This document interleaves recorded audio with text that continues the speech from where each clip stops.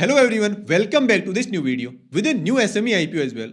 अब देखिए, अभी आईपीओस तो बहुत सारे मार्केट में, आप चाहे एसएमई आईपीओस की बात कर लो या फिर मेन बोर्ड आईपीओस की, लेकिन हमें मेनली उन्हीं आईपीओस को टारगेट करना है जिनकी थोड़ी अच्छी जीएमपी हो, जिन्हें ग्रे मार्केट में थोड़ी अच्छी डिमांड मिल रही हो, ताकि अगर हम इन आईपीओस में अप्लाई करें और बाई चांस हमें अलॉटमेंट मिल जाए तो एटलीस्ट थोड़ा बहुत प्रॉफिट होने की तो गुंजाइश बनी रहे। और खासकर एसएमई सेगमेंट तो और भी रिस्की है, तो यहाँ तो अच्छे आईपीओ चूज करना और भी इंपॉर्टेंट हो जाता है। खैर, आज हम जिस आईपीओ की बात करने वाले हैं उसे भी ठीक ठाक डिमांड ग्रे मार्केट में मिल रही है। कंपनी का नाम है लग्जरी टाइम लिमिटेड। बहुत ही कैजुअल सा नाम है इस कंपनी का, और कैजुअल इस कंपनी का बिजनेस मॉडल भी है, जो कि मैं आपको आगे बताने वाला हूं। लेकिन साथ ही आज के इस वीडियो में हम बात करेंगे इस कंपनी के फाइनेंशियल नंबर्स के बारे में, आईपीओ की इंपॉर्टेंट डिटेल्स के बारे में, और एक्चुअल में अभी इसकी जीएमपी कितनी है, कितने प्रीमियम से ग्रे मार्केट में मिल रहे हैं, और हम इस आईपीओ में अप्लाई करें या ना करें, इन सब के बारे में जानने के लिए आप बस इस वीडियो के अंत तक बने रहें। देखिए, 2008 में इनकॉर्पोरेट होने वाली ये कंपनी स्विट्जरलैंड की लग्जरी वॉचेस को, जो है ना कि बहुत ही वर्ल्ड फेमस होती है वहां की घड़ियां, उनका इंडिया में डिस्ट्रीब्यूशन, रिटेलिंग और आफ्टर सेल्स एंड सर्विस का काम करती है। यानी कि स्विट्जरलैंड से घड़ियां इंपोर्ट करते हैं और उन्हें इंडिया में सेल करते हैं। ये बड़ी जो वॉचेस कंपनी उन्हें भी सप्लाई करते हैं और साथ में रिटेल पब्लिक को भी सेल करते हैं। इस कंपनी का जो हेड ऑफिस है वो तो है दिल्ली में, लेकिन इंडिया की ऑलमोस्ट हर एक बड़ी सिटी में इस कंपनी ने अपनी प्रेजेंस बना रखी है। हम चाहे मुंबई की बात कर लें, कोलकाता है, चेन्नई है, बेंगलोर है, अहमदाबाद है या सूरत है, और ऐसी बहुत सारी सिटीज में इनकी रिटेल आउटलेट्स इन्होंने ओपन कर रखे हैं, जो कि 70 से भी ज्यादा है।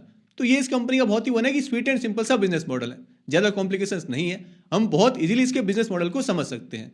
तो ये तो बात हुई कंपनी के बिजनेस के बारे में। भाई, कंपनी वहां स्विट्जरलैंड से अपनी घड़ियां मंगवाते हैं और यहाँ इंडिया में सेल करते हैं।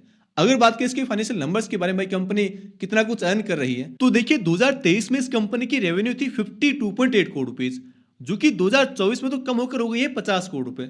तो भाई यहाँ तो वन है कि शुरुआत इसकी खराब हो गई, कंपनी की रेवेन्यू कम हुई है, लेकिन फिर 2025 में थोड़ी बहुत ग्रोथ हमें फिर से देखने को मिली है, और इस कंपनी ने 2025 में 60.7 करोड़ रुपीज की रेवेन्यू जनरेट की थी। लेकिन अगर हम बात करें इस फाइनेंशियल ईयर के पहले 2 क्वार्टर्स की, तो सितंबर 25 तक इनकी जो रेवेन्यू का अमाउंट है वो रहा है 25 करोड़ रुपीज। और अगर हम इसे डबल से मल्टीप्लाई करें, भाई 6 महीने में 25 करोड़ रुपए है, तो पूरे साल ये कंपनी मोटा मोटी 50 करोड़ रुपए के आसपास की रेवेन्यू बना सकती है। तो वह है कि इसके टॉप लाइन के नंबर्स बहुत ही इनकंसिस्टेंट हैं, जो कि एक एसएमई कंपनी में तो बिल्कुल भी एक्सेप्टेड नहीं है।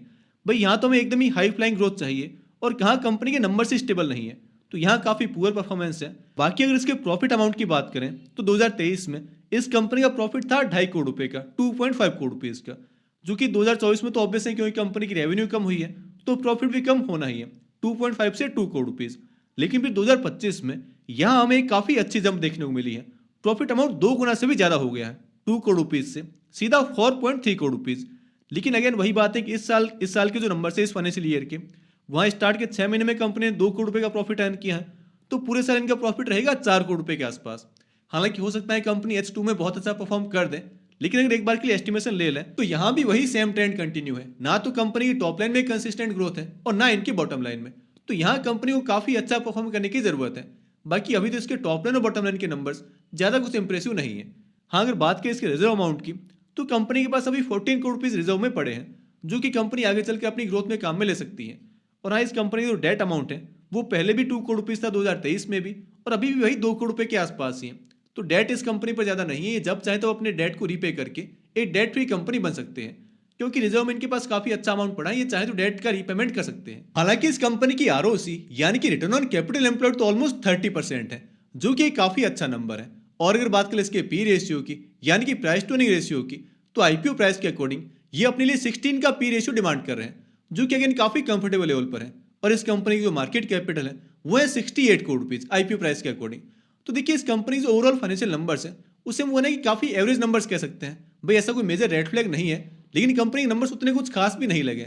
एक एसएमई कंपनी में एटलीस्ट मैंने तो कुछ ज्यादा ही एक्सपेक्ट किया था, थोड़ी ग्रोथ तो होनी चाहिए थी, जो कि यहाँ पर मिसिंग है। नेक्स्ट अगर इस आईपीओ की डिटेल्स की बात करें, तो देखिए ये जो आईपीओ है ये आज ही ओपन हुआ यानी कि 4 दिसंबर को, और नेक्स्ट मंडे तक यानी 8 दिसंबर तक ये आईपीओ ओपन रहेगा। इसकी जो इश्यू साइज है वो है 18.7 करोड़ रुपीज, यानी एक छोटी साइज का आईपीओ है। और इन 18.7 करोड़ रुपीज में से 3.75 करोड़ रुपीज का है ओएफएस, तो एक छोटा सा पार्ट ओएफएस का भी है। बाकी कुछ अमाउंट है मार्केट मेकर्स के लिए, और बाकी का पूरा पैसा होगा फ्रेश इश्यू, यानी कि वो अमाउंट मिलेगा इस कंपनी को।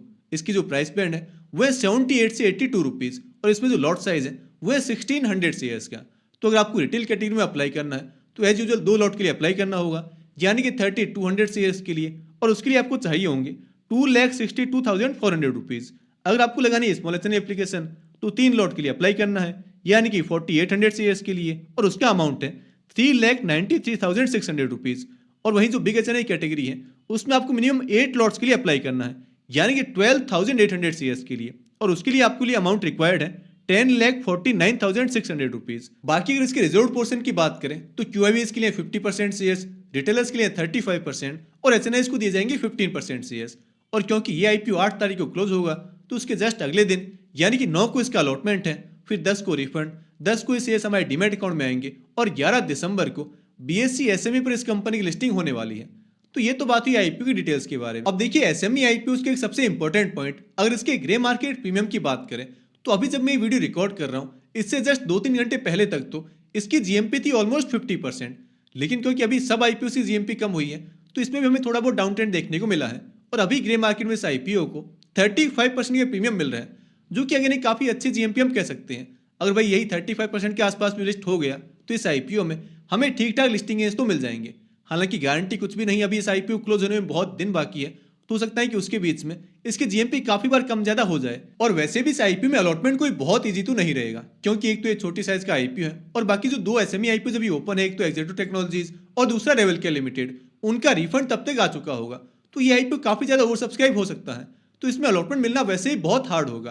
तो हमें अभी जल्दबाजी करने की बिल्कुल जरूरत नहीं है भाई। अगर इसकी जीएमपी यहाँ से और बढ़ती है तब तो बिंदास हम इस आईपीओ में अप्लाई कर सकते हैं, चाहे हम लास्ट दिन ही अप्लाई करें। और अगर जीएमपी कम हो गई तो इस आईपीओ को अवॉइड करने में भी कोई हर्ज नहीं है। वैसे मैं इस आईपीओ में अप्लाई करूंगा या नहीं करूंगा और इसके जीएमपी की लेटेस्ट अपडेट्स आपको मेरे टेलीग्राम चैनल पर मिल जाएगी, तो आप मेरे टेलीग्राम चैनल जरूर ज्वाइन कर लें। इसका लिंक नीचे डिस्क्रिप्शन बॉक्स में दिया हुआ है। वैसे हम लोग एसएमई आईपीओ की इतनी बातें कर तो रहे, लेकिन क्या आपको आज तक कोई एसएमई आईपीओ लॉट हुआ भी है या फिर नहीं, ये आप कमेंट बॉक्स में जरूर बता दें। और अगर आपने अब तक इस वीडियो को लाइक नहीं किया है तो वीडियो को लाइक कर दें और चैनल को सब्सक्राइब तो जरूर कर लें। हमारी फिर मुलाकात होगी अगले वीडियो में, तब तक के लिए एक एसएमई आईपीओ को प्री ओपन टाइम में कैसे सेल किया जाता है, अगर आपको इसके अराउंड कुछ भी कंफ्यूजन है तो इस पूरे प्रोसेस का एक लाइव वीडियो मैंने ऑलरेडी बना रखा है, जो कि आप यहां क्लिक करके देख सकते हैं।